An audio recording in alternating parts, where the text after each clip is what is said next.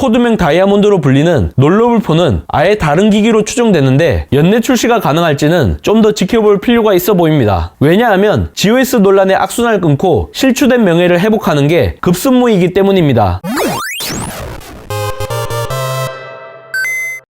GOS 사태로 삼성 갤럭시는 신뢰의 위기에 봉착했습니다. 세계 1위를 굳건하게 지켜온 삼성폰의 점유율도 최근 하락세가 뚜렷합니다. 퀄컴 스냅드래곤의 발열 문제는 최근 수년간 안드로이드 제조사들의 지상 최대의 난제라고 할 정도로 골칫거리였습니다. 삼성은 원가 절감 기조를 앞세운 노태문 사장을 필두로 소프트웨어로 통제하고 관리하기 위해 게임 최적화 서비스, 즉 GOS를 당초 취지보다 훨씬 더 강력하게 적용하게 되었는데 결국 집단소송, 긱벤치 연구 퇴출과 같은 흑역사를 쓰게 되었습니다. 이는 하드웨어 기술 발달이 소프트웨어의 발전 속도를 따라잡지 못하게 되면서 희대의 꼼수를 통해 소비자를 기만하는 이와 같은 사달이 일어나고 만 것입니다. 갤럭시 S22 시리즈에서 불거진 GOS 사태의 직접적인 원인은 삼성 파운드리가 제조한 칩셋의 발열 때문입니다. 다른 반도체 위탁 생산 업체인 TSMC가 4나노 공정으로 제조하는 미디어텍 디멘시티 9000의 경우 성능도 뛰어날 뿐만 아니라 발열도 잘 잡았다는 평가를 받고 있습니다. 루머에 따르면 삼성의 차기 플래그십 모델에는 스냅드래곤 A 1세대 플러스가 탑재된다고 합니다. TSMC 4나노 공정으로 삼성 파운드리 4나노 공정의 엑시노스 2200, 스냅드래곤 A 1세대보다는 성능과 전력 효율 모두 우수할 것으로 예상되고 있습니다. 참고로 스냅드래곤 A 1세대 플러스는 오는 5월 중에 발표될 것으로 알려졌습니다. 하지만 8월 출시 예정인 차기 폴더블 폰을 통해 분위기 반전을 노릴 수 있을지는 여전히 의문부호가 붙습니다. 상품 기획부터 내부 설계까지 최소 1-2년 정도의 시간이 걸리게 되는데 출시까지 반년도 남지 않은 시점에서 베이퍼 챔버, 쿨링팬과 같은 방열 솔루션을 반영한다는 건 사실상 불가능에 가깝기 때문입니다. 그렇다고 해서 칩 설계나 위탁 생산과 관련된 모바일 AP의 획기적인 개선이 이루어질 가능성은 사실상 희박합니다. 오히려 접고 펼치는 폴더블 구조가 적용되면서 기존의 바형 스마트폰에 비해 성능, 발열, 배터리 효율에 있어 트레이드오프가 더 커지는 결과가 초래되었습니다. 혁신적인 E형 폼팩터에 매몰되어 소비자 중심의 제품 설계를 소홀하게 되었다는 얘기입니다. 성능보다 디자인과 휴대성에 방점을 찍고 있는 갤럭시 Z 플립 같은 경우 차라리 중급기용 모바일 AP를 탑재해 가격을 낮추는 게 훨씬 더 좋은 평가를 받았을 거라고 봅니다. GOS 불씨가 여전히 남아있는 상태에서 과연 접는 폰이 구원이 될지 아니면 악몽이 될지는 뚜껑을 열어봐야 알 수 있는 대목입니다. 만약 후자가 된다면 기술적으로 완성 단계에 도달하지 못했기 때문에 삼성이 그토록 갈망했던 폴더블폰 대세화는 요원한 일이 될 수밖에 없습니다.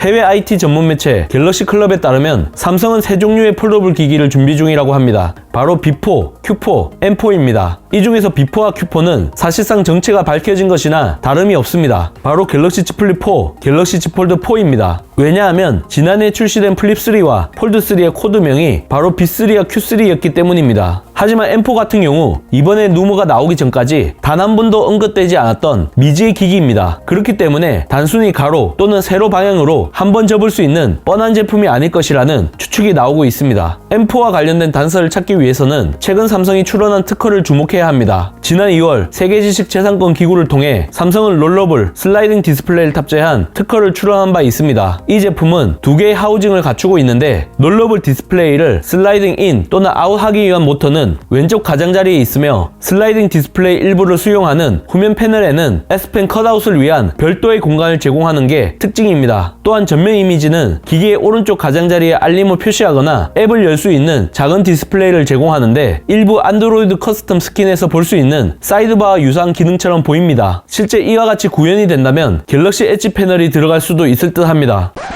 중국의 IT 팁스터 아이스 유니버스가 이와 관련된 내용을 트위터에 게재해 눈길을 끌고 있습니다. 코드명 다이아몬드로 불리는 삼성의 베일에 쌓인 세 번째 폴더블 기기가 하반기에 출시될 예정이며 이 제품은 화면을 말 수 있는 롤러블 폰의 가능성이 높다고 주장했습니다. 이와 함께 2020년 당시 이재용 삼성전자 부회장 손에서 포착돼 세간의 이목이 쏠렸던 롤러블 폰 실기로 추정되는 사진을 같이 올렸습니다. 당시 업계에서는 이재용 부회장의 오른손 엄지의 위치 그리고 옆에서 설명하고 있는 연구원의 손 움직임으로 볼 때 화면이 확장되는 롤러블 폰이란 관측이 제기되었습니다. 이미 2021년 4분기 실적 발표 후 이어진 컨퍼런스 콜에서 폴더블폰 이외에도 롤러블, 슬라이더블과 같은 다양한 폼팩터가 적용된 혁신 제품을 내놓을 것이라고 밝힌 바가 있다는 점도 이러한 주장에 힘을 실어주는 부분입니다. 코드명 다이아몬드와 M4는 서로 다른 기기라는 추측도 나오고 있습니다. 지난 1월 미국 라스베가스에서 열린 CES 2022에서 삼성 디스플레이가 플렉스 노트라고 불리는 시제품을 공개했습니다. 4:3 비율의 17.3인치 OLED 디스플레이를 적용한 제품으로 접었을 때는 13인치 노트북의 휴대성을, 펼쳤을 때는 미니 모니터와 같은 대화면을 만끽할 수 있다는 게 가장 큰 특징입니다. 그리고 폰과 태블릿의 속성을 모두 갖고 있으면서 두 번 접을 수 있는 멀티폴드 패블릿이라는 전망도 나오고 있습니다. 공통적으로 3개의 패널이 탑재되는데 마치 병풍처럼 안팎으로 두 번 접을 수 있는 S자 형태와 왼편과 오른편을 각각 안쪽으로 두 번 접을 수 있는 G자 형태, 그리고 가로와 세로 모두 힌지를 장착해 상하좌우 모두 접을 수 있는 X자 형태가 강력한 후보로 손꼽히고 있는 중입니다. 삼성전자 무선사업부 출신 비티크 생각에 플렉스 노트와 같은 노트북 컨셉보다는 폴더블 패블릿의 가능성이 조금 더 높다고 봅니다. 왜냐하면 하반기 플래그십 라인업이었던 갤럭시 노트가 갤럭시 S 시리즈에 편입된 부분이 M4를 염두에 둔 것이 아닌가 하는 생각이 들기 때문입니다. 갤럭시 노트가 처음 출시되었을 때 펜에 특화된 U 카테고리 패블릿이라는 수식어가 붙었는데 M4가 바통 터치를 하는 게 아닌가 하는 느낌을 지울 수가 없습니다. 코드명 다이아몬드로 불리는 롤러블 폰은 아예 다른 기기로 추정되는데 연내 출시가 가능할지는 좀 더 지켜볼 필요가 있어 보입니다. 왜냐하면 GOS 논란의 악순환을 끊고 실추된 명예를 회복하는 게 급선무이기 때문입니다. 미공개 제품에 한해서는 개발 중인 시제품을 드랍하는 동시에 새로운 방열 솔루션이 적용된 후속기기를 내놓는 초강수를 둘 가능성도 열어놓아야 하지 않을까 싶습니다. 이번 영상을 본 여러분들의 생각은 어떠신가요? 잘 보셨다면 좋아요, 구독, 알림 설정까지 모두 눌러주세요. 영상 제작에 큰 도움이 되니 잊지 말고 눌러주시는 센스. 지금까지 테크요정 비티크였습니다. 고맙습니다.